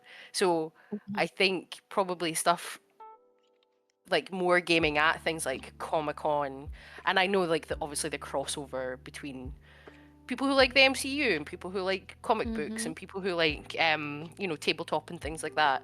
Like, Yeah. it's a lot more likely that they will also tangentially be interested in video games.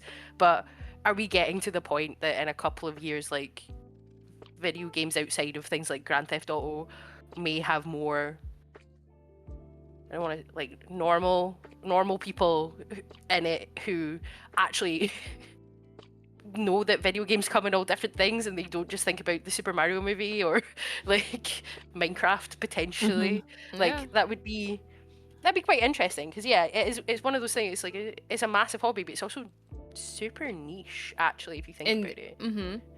Yeah. I talk about it at work and people are like, what's a Steam Deck? Like, what's Steam? What's like, Steam? Yeah. Yeah, what? Oh, you can put games on your PC that are not like Minesweeper. Like, you're like, yeah, just super profitable thing that is not on, like, And not on a such a console either. yeah, Not just a PlayStation, not just an Xbox, but yeah. like I mean, you're lucky if, depending on the generation, if they even know what a PlayStation or Xbox is. Instead, they're like, "Oh, you mean on your Nintendo?" And it's like, Everything Nintendo. yeah, everything Nintendo. Everything's a Nintendo. It's like, no, not everything is a Nintendo. which Nintendo? I'm still waiting for my Switch 2. So valid. Oh my god, when we lost power the other day, I was like, thank God my Switch is charged. Yeah. You need to get one. We need to, so we can all have Switch 2. So we can all I be want to Switch play 2 buddies. Pokopia. But you can That's play all I Mario wanna Kart play. with us. Yeah. Oh yeah. We I need haven't to played play Mario. I have not played Mario Kart since my Wii U days. Oh, dang. Wow. Yeah. Give this Nintendo, give this woman a Switch 2. I know. Now that I'm She not bought a- buying a what you call it? The Steam A machine. Steam machine. Yeah, they bought a Wii U. Like, what do you mean? Like, no one else did. Like, Yeah, right? No one else did. Like, No. Brett deserves a Switch 2. I still have that Wii U too. I don't know if it works, but I still have it. If anyone deserves a Switch 2, someone who bought I'll the give it. Wii U. It's of all probably things. vintage at this point, and I'll trade you my Wii U for a Switch 2. Get the Switch 2 and then get Mario Kart and we can play Mario Kart. That'll be lots of fun. I'm still waiting for my number to come up for the Steam controller. That's Yeah. fair. I'm being harassed by a blue ball. I don't know if you guys. There's a fly in my flat. And it's, I saw it and I was like I saw it buzz by your head and I was like, oh no. My child is petrified of flies. oh no! Like, and I'm like, baby, they're not gonna hurt you. She's like, no, but they are. And anytime she like hears it, like she freaks out, and I'm like, Oh no! it's a fly. It's a fly. And it's Yeah, they're tough just during the summer because like you open the windows and like whoop. Yeah. Yep. Thankfully, my cats are on bug attack, but that girl thinks she hears a fly, she's, like paranoid, like. So. I get that. Oh. I'm not like that as much with flies. But we get like although we haven't seen any in this apartment really. I don't know what their technical name is, but like stink bugs, because there's so much like trees and stuff. Yeah. But like when you hear those wings, I'm just like, I know there's one somewhere. I'm like, where is it? So we used to live in Texas, and there are lots of weird creepy crawlies and like we specifically lived in like Dallas Fort Worth area, and we lived in this apartment and it was on the second floor, and one night my partner and I are sitting in our living room, which was right by the front door, and all we hear is this like bump and then like crunching noises, and we're like, what the hell?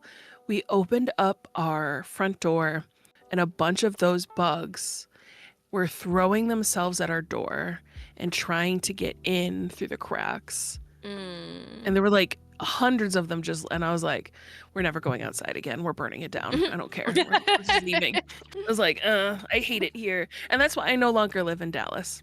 That's valid. One of the many reasons. One of the many reasons. I No. don't think I know what stink bug is. It's for the best. I'm probably not going to look it up. I don't like creepy crawlies. They're This is why I ugly-looking. can't play games like Grounded, because it's just nothing but like crawling things. Yeah. And I'm like, nah, I'm out. I'm out, fam. Mhm. Yeah, no, thank you. when Harry or Gaidzed was trying to do community nights for Get Grounded, I was like, their arachnophobia mode is Mhm. not enough Yep, because I it cannot only play Grounded. it only stops me from seeing the giant spider, which fair because I can't look at that. But you guys are running about on big massive ants and there's so many bugs and I'm like, I literally I'm good. I cannot like That's I'm not like for me. I'm not Mhm. doing that. Yeah, I cannot do that either. I can't play Grounded. I don't like Yeah. bugs. The only reason I can kill spiders is because I love my child. Yeah, the only Because reason I she can kill can't do it, spiders I have to do it. That's the right, only reason get I can Sean to kill do it. spiders is because I live alone and nobody Oh. else is going to do it. That meme on Instagram is like nobody's coming to save you. It's like theoretically I could phone my dad to come and kill a spider. He would be so mad though because he lives like a 45-minute drive away. Oh. If it was any other circumstance, what are you talking about? Yes, my dad is coming to save me. Don't be ridiculous. Like, but if I phoned him, be like. He also thinks spiders are cool, so I'd be like, I need you to go kill a spider. He'd be like, I'm not fucking doing that, shut up. So I need to kill the spiders in my own house, despite the fact they are like tarantula size in the winter. And I'm like, Oh gosh. why like this? I've now gotten to the point I'm so desensitized to like smaller spiders, they don't even bother me, despite the fact I hate spiders because the ones I get in the winter are like this big, and I'm like, wait, You gotta get one of those. You gotta get one of those like vacuum cleaners that is like handheld charged. Oh, just and then go- you I've just- got one. Yeah. But they live in there. No, I need to see the dead body squashed. They can live in the vacuum cleaner, and then what if I open it to go and empty it? Because they can keep themselves alive in water as well. They trap air in a little bubble with their legs. Don't tell me that. You need to know your enemy. If you want to defeat the spider, you must become the spider. In water again. I'm never living again. Like I'm never breathing again. They have a That thing. freaking Their lungs. vacuum. Their lungs are called book lungs because obviously we have like inflatable lungs, but spiders have book lungs, so it's like leaves of tissue. So it means that they can hold their breath for really long periods of time because they filter the oxygen through their book lungs. I know everything about things Imagine that how terrify me. tiny This is those lungs are. that's the type of autism that I have. It's like Okay. I'm afraid of this. I must know everything about it. Like So take away that they're creepy spiders, Yeah. and just think about how tiny those lungs are. not tiny enough. They can still breathe. They must They be can still squished. breathe. They can still breathe. They can still breathe. They're not good enough. They're not small enough. Oh my god. My house is full of books, and the heaviest ones all at one point have smooshed a spider. It's just like, I mean, like, what else am I gonna do with this $200 economics college textbook? biology. That's biology textbooks, obsolete. they got opened once, and then we had to buy a new edition of it the next year because apparently so much in biology's changed from one year to the next. It's like, what else am I going to do with you? Just throw So, it at a fucking tarantula. I went to school for video editing and graphic design, and I have Adobe Flash books, Wow. which the Flash doesn't exist anymore. Nope. And so we use it as like it props things up. We also use it as a bug squisher. I think I've used it to stand on before. So, $250 getting it's well worth. Isn't that crazy that like Flash just doesn't exist anymore? And you think about how much time growing up was spent like playing Flash games and like I was just like, this isn't a thing. How I failed one of my projects because coding Flash was ass. And like all I remember is I made like this like video that I had to make in Flash, and something in the coding was wrong, so it just flash through the entire scene, and I failed it. And I was like, fuck it, I don't care. I don't care if I fail this class, whatever at this point. Mm. Did you say the shit isn't even gonna last another 20 years? I don't know if I said that. Maybe I was the one who jinxed it. Yeah. I still I mean, have Castle the Crashers. What is it? Ruffle.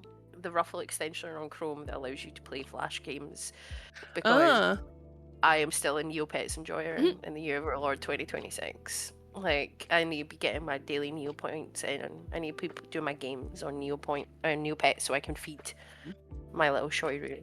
Like, Neopets. he requires sustenance. Didn't they redo Neopets though, so it wasn't Flash? Yeah. Yeah, they took a lot of the. They didn't really redo it.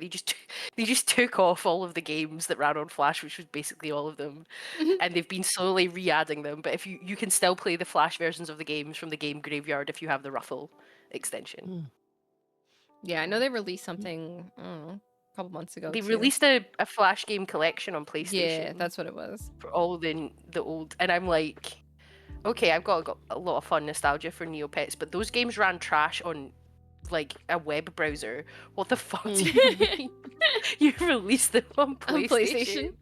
It's just like a glorified clone of like Snake, just called Mirka Chase, and it like runs like dog shit. And you put this on the PS5. That's wild.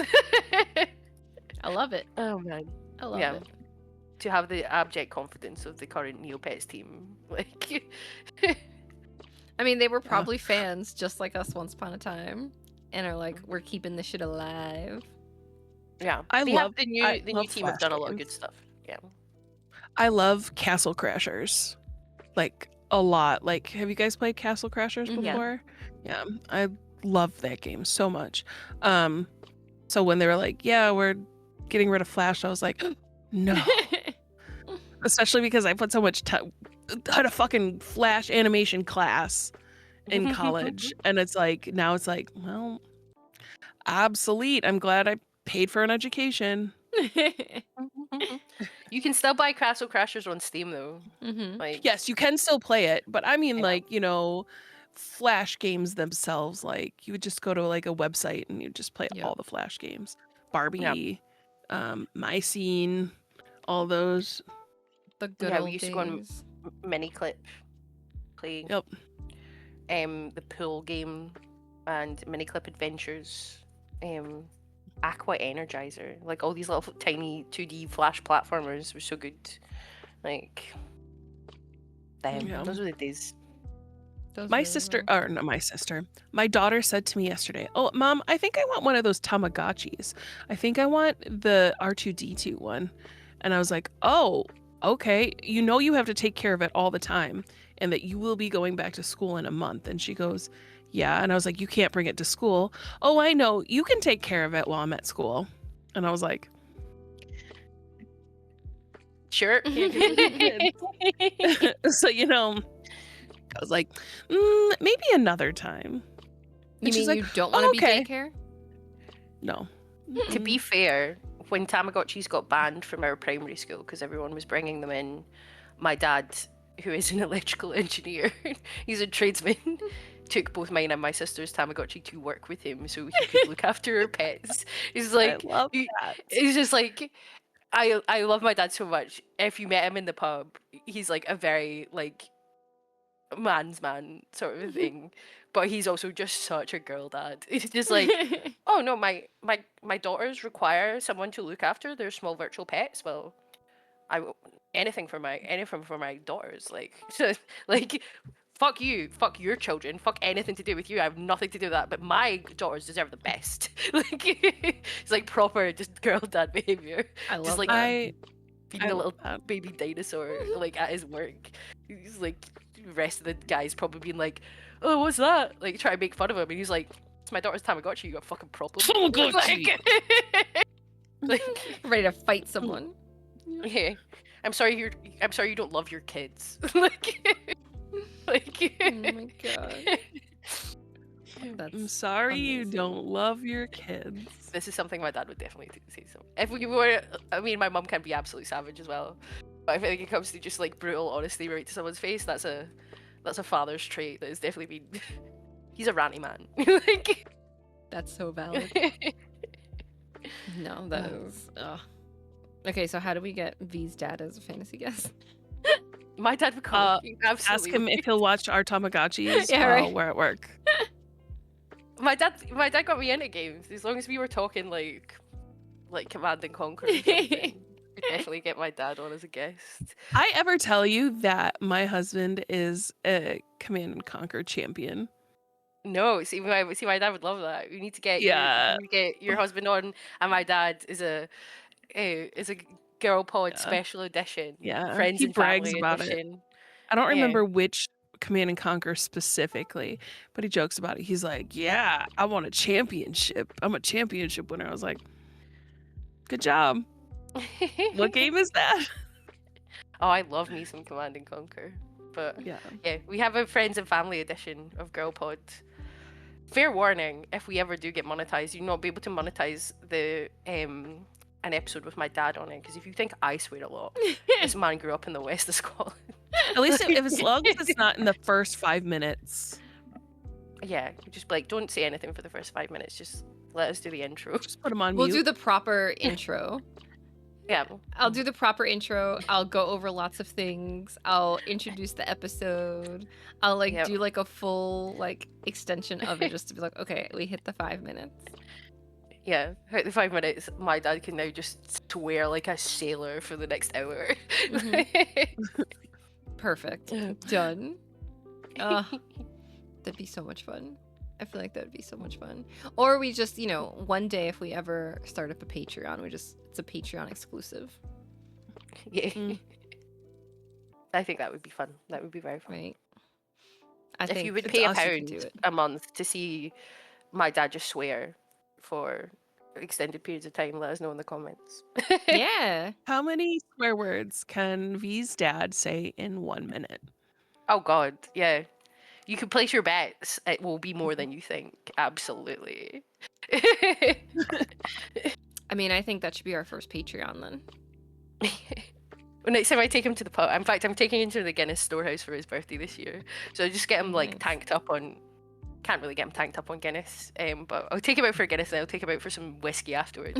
Get him tanked up a bit, and I'll just be like, "I need you to I just thought swear." you said get him a Guinness tank top, and I was like, "Oh, I He mean, likes steaks. good. No.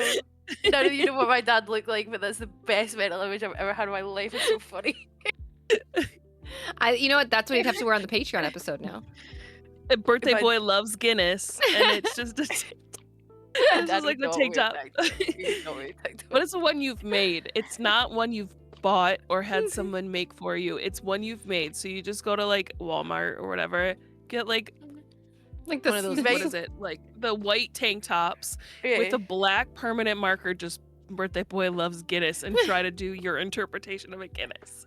And that's... He might wear it if I made it, because again he is a girl dad. But he would be like, "What the fuck is wrong with you? Like, what did I lot, do but wrong? Just the remind same him, is no, lost for your You just daughter. gotta remind him it's for the bit. It's for the It's bit. It's for the bit. We do love a bit. We absolutely love a See? bit. That's what I mean. Yeah. You're like, it's for the bit. You gotta do it for the bit, Dad. It's fine. Mhm. We would do it for the bit.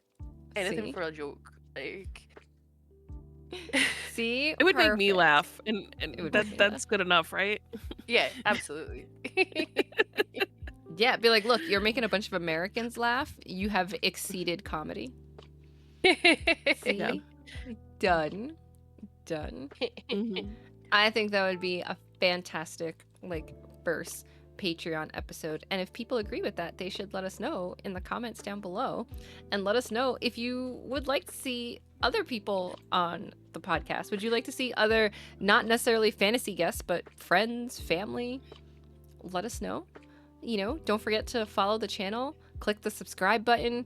You can see all the spoiler casts and interviews. Make sure to check out gamersocialclub.ca, which is the website we write for. It's a little less chaotic than our episodes, and definitely would be less chaotic than anything we would put on Patreon when we get there. But definitely make sure to check that out for editorials, guides, news, reviews, written for gamers, by gamers, all the reviews that V has to look at. Make sure you look at every single one because she puts a lot of work into looking at those reviews. So make sure you're making her work well worth it. I want to see all the numbers on those reviews. Keep looking at them. Even if it's not a game you're interested in, just look at it. She puts a lot of work into it, you know? Make sure you Please, check them please out. read them. Please read. I know writers who write the reviews put a lot of effort into playing games and writing their reviews also. So please give them a read. They'll be Yeah. well researched and well informed because they'll have finished the game before they've written it. Yeah, maybe even twice through if I have time to finish the game a second time to make some different choices because I might do that today. But thank you so much for joining us. Make sure you also consider joining us in the Discord. The link will be down in the description. Share this with your gamer friends. If you're on Spotify, then make sure that you leave a little 5-star review. If you are on YouTube, you can use that little thumbs up button. Give us a like. That helps the algorithm. There's also lots of guides that Toasty's been putting out guides for games, so check those out if you're going to play any of those games. But thank you so much for watching, listening, however you are consuming this, and we'll catch you next time. Bye, everybody. Bye.